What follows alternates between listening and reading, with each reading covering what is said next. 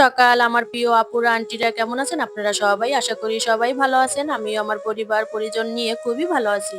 আরো একটা নতুন ব্লগ ভিডিও দেখার জন্য আপনাদের সবাইকে ওয়েলকাম জানাচ্ছি। আশা করি আমার আজকের ভিডিওটি আপনাদের কাছে খুবই ভালো লাগবে।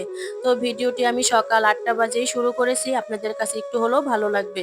তো দেখতেই পারতেছেন বড় একটা বলে আমি পরিমাণ মতো জল দিয়ে আমি এই জায়গা প্রায় ৪টার মুরগির ৮-৯ কেজি হবে এই মুরগিগুলো ভিজিয়ে রেখেছি। তো আমার ঘরে ওইভাবে মাছটা কমই খাওয়া হয়। আমার ছেলে, মেয়ে, আপনাদের ভাইয়া মুরগিটা অনেকটাই পছন্দ করে। তাই আমি মুরগিটা একটু বেশিই আনি আমার ঘরে।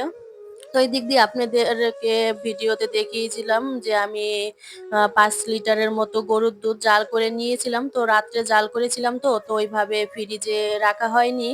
তো ঠান্ডা হয়েছে এখন আমি ফ্রিজে দুধগুলো রেখে দিব।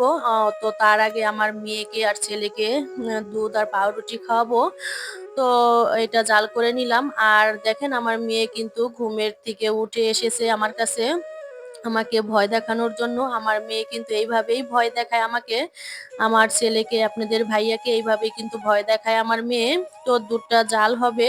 আর এদিক দিয়ে চলে যাব আমি ঘরে। আর কয়েকদিন যাবৎ অনেক বৃষ্টি পড়তেছে, অনেক বৃষ্টি পড়তেছে। তো দেখেন আমার নয়নতারা ফুল গাছে সুন্দর একটা ফুল ফুটেছে। আর গাছগুলো কিন্তু অনেকটাই সবুজ। বৃষ্টির ছোঁয়া পেলে মনে হয় গাছগুলো সবুজ আর সতেজ হয়ে যায়। তো আমি এখনে বারান্দা থেকে এসে চলে এসেছি ঘরে। তো ঘরে এসে আমার মেয়েকে আর ছেলেকে দুধ আর রুটি দিয়ে খাইয়ে দিব। তো খাইয়ে দাইয়ে চলে এসেছি আবার কিচেনে। তো কিচেনে এসে দেখেন এখন এই গরুর দুধগুলো আমি ঠান্ডা হয়ে গিয়েছে। এখন এই দুধগুলো বোতলে রিফিল করে নিব। তো তার আগে দেখতেই পারতেছেন আপুরা কতগুলো সর হয়েছে। এই সর দিয়ে আমি বাটার বানাবো। আমার ছেলে আর মেয়ে পাউরুটি দিয়ে খেতে অনেকটাই কিন্তু ভালোবাসে। তো দেখেন আমি কিন্তু এক এক করে দুধগুলো সব রিফিল করে নিতেছি বোতলে। তো এখন আমি এই দুধগুলো সব ফ্রিজে রেখে আবার চলে এসেছি কিচেনে। তো কিচেনে এসে দেখেন আমি এই মুরগিগুলো কিন্তু বরফ ছেড়ে দিয়েছে। এখন এই মুরগিগুলো এক এক করে আমার পরিমাণ মতো আমার যে মুরগির যে সাইজ মতো সুন্দর করে কেটে নিব। কেটে ধুয়ে ফ্রিজে রেখে দেবো। এই মুরগি আমি ৩ ধোয়া দিয়েছি। আর যখন রান্না করব তখন রান্না করার সময় ধুয়ে তারপরে রান্না করব। তো দেখেন আমি কিন্তু এই জায়গাতে ৯ কেজি মুরগি প্রায় ৫ দিনের মতো বানিয়েছি। তো এইভাবে আমি পলিতে ভরে তারপরে বক্সের ভিতরে রেখে দেই। আমি যেভাবে রাখি সেইভাবেই আপনাদের সাথে শেয়ার করতেছি। তো দেখতেই পারতেছেন আপুরা আমি মুরগিগুলো সব এইভাবেই রেখে দিব। রেখে তারপরে ডিপে রেখে দিব। তো এতটুকু মুরগি আমি আজকে রান্না করব। তো দেখেন আমার রান্নাঘরটা পরিষ্কার করে নিয়েছি। তো আপনাদের ভাইয়া বলতেছে যে একটু আজকে লুচি আর মুরগি কষা করো আলু দিয়ে। তো আমি মুরগি কষা আর লুচি বানাবো। তো তার জন্য আমি পরিমাণ মতো ময়দা দিয়ে নিয়েছি। আর এই জায়গাতে স্বাদ মতো লবণ, অল্প পরিমাণই লবণ দিবেন। বেশি যদি হয় লবণ খেতে কিন্তু ভালো লাগবে না। তো পরিমাণ মতো তেল দিয়ে আমি ভালো করে ডোটা তৈরি করে নিব, ময়দার ডোটা।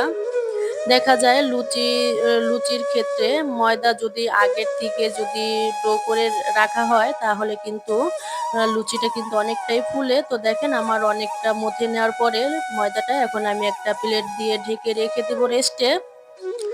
তো আমি কিন্তু অফ ক্যামেরায় এটা কি বলে ধনিয়া, জিরা আর শুকনা মরিচ এগুলো কিন্তু শিলপাটায় বেটে রেখেছিলাম। তো এগুলো দিয়েই আমি মাংসটা রান্না করব। আর এই জায়গা তো আমি শিলপাটায় রসুন আর আদা বেটে রেখেছিলাম আগে। তো এইগুলো দিয়ে ভালো করে তেল দিয়ে লবণ হলুদ দিয়ে ভালো করে হাতে মেখে মাংসটা আজকে আমি রান্না করব। তো আপনারাও এইভাবে ট্রাই করতে পারেন। আমি যেভাবে রান্না করি আমি সবসময় কিন্তু এই শিলপাটায় মাংস মসলা বেটে মানে রান্না করতে পছন্দ করি। সবসময় কিন্তু আমি শিলপাটায় সবকিছুই বেটে রান্না করি। তো সন্ধ্যাবেলা গ্যাস তো থাকেই না, আপনারা তো কম বেশি সবাই জানেন ঢাকার বাড়িতে গ্যাস কিন্তু অনেক জায়গাতে কিন্তু সমস্যা হয়। তো আমার এই জায়গাও কিন্তু তার ব্যতিক্রম নই। এই জায়গাও কিন্তু গ্যাসের সমস্যা। তো আমি কিছুটা আলু কেটে ধুয়ে রেখেছিলাম। তো ওইগুলো আমি একটু ভেজে নিব ভালো করে। লাল, লাল করে ভেজে নিলে দেখা যায় মাংসর সাথে খেতে কিন্তু অনেকটাই ভালো লাগে। তো এই জায়গার থেকে আমার মেয়ে কিন্তু আলু পাগল একটা মেয়ে বলতে পারেন। আমার মেয়ে কিন্তু অনেকটাই আলু পছন্দ করে। তো আমি পরিমাণ মতো জিরা আর পেঁয়াজ দিয়ে ভালো করে ভাজা ভাজা করে এলাচ দিয়ে এখন আমি মাংসটা দিয়ে দিব। দেখা যায় হাতে মেখে মাংস রান্না করলে মসলা যদি শিলপাটায় বেটে নেওয়া যায়, আগে আমার মা কাকিগো দেখতাম, এখনো আমার মা কাকিরা কিন্তু কখনোই ওইভাবে গুঁড়া মসলা খায় না। যখন মাংস রান্না করে তখনই কিন্তু এইভাবে শিলপাটায় বেটে তারপরে রান্না করে খায়। গ্রামের বাড়িতে এখনো কিন্তু ওইভাবে ব্লেন্ডার করে না। বেশিরভাগই শিলপাটায় বেটেই কিন্তু খেতে পছন্দ করে। তো কথা বলতে বলতে দেখতেই পারতেছেন আপুরা, আমার যে মুরগি কষাটা অনেক সুন্দর হয়েছে। তো ভালো করে কষিয়ে নিয়ে এখন পরিমাণ মতো জল দিয়ে দিব। দেখা যায় কি সিলিন্ডারে যদি রান্না করা হয় তো একটু দেরি হয়, আর যদি লাইনের চুলা হয় তাহলে কিন্তু ঝটপট করে রান্নাটা হয়ে যায়, গ্যাসটাও বেশি আসে। তো অফ ক্যামেরায় আমি মুরগিটা রান্না করে নিয়েছি। রান্না করে এখন আবার কড়াই ধুয়ে বসিয়ে দিয়েছি সিলিন্ডারে লুচি ভাজার জন্য।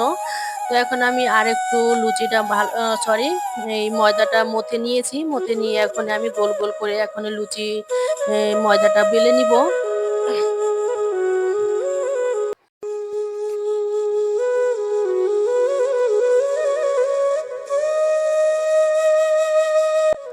দেখেন আমি কিন্তু একটা লুচি সুন্দর করে বেলে নিয়েছি। দুটোর লুচির যে ইয়াগুলা থাকে ওইটা। তো বেলে নিয়ে এখন আমি পরিমাণ মতো তেল দিয়ে দিব লুচি ভাজার জন্য। তো দেখতেই পারতেছেন আপুরা, আমি কিন্তু একটা মানে ময়দার যে ইয়া থাকে ওটা দিয়ে দিয়েছি লুচি ভাজার জন্য। তো প্লিজ আমার কথা যদি ভুল হয়ে থাকে অবশ্যই ক্ষমা শূন্য দৃষ্টিতে দেখবেন। নতুন ইউটিউবে আসা তো ভুল তো হতেই পারে। তো আপনারা প্লিজ যারা বড় আপুরা আছেন আমাকে একটু ভুল ভুল হলে অবশ্যই ধরিয়ে দিবেন আর ক্ষমা শূন্য দৃষ্টিতে দেখবেন। তো দেখেন আমি কিন্তু লুচিগুলো সব এক এক করে ভেজে নিয়েছি। আমার লুচিগুলো কিন্তু অনেকটাই ফুলকো হয়েছে। তো বৃষ্টির দিনে গরম গরম এরকম লুচি আর মুরগি কষা খেতে কিন্তু অসম্ভব সুন্দর হয়। তো আপনারাও এইভাবে বাসায় ট্রাই করতে পারেন। তো আপনাদের ভাইয়া দেখেন শসা আর লেবু কেটে নিয়ে এসেছে। এখন আমি সবাই আমরা একসাথে বসেই খাবো। প্রায় ৯টা ১০টা বেজে গিয়েছে। বৃষ্টি কিন্তু নামতেই আছে। তো প্লিজ আমার ভিডিওটি একেবারেই শেষের পর্যায়ে। তো খেয়ে দেখি কেমন হয়েছে। যদি ভালো লাগে অবশ্যই শেয়ার করে দিবেন। ধন্যবাদ সবাইকে।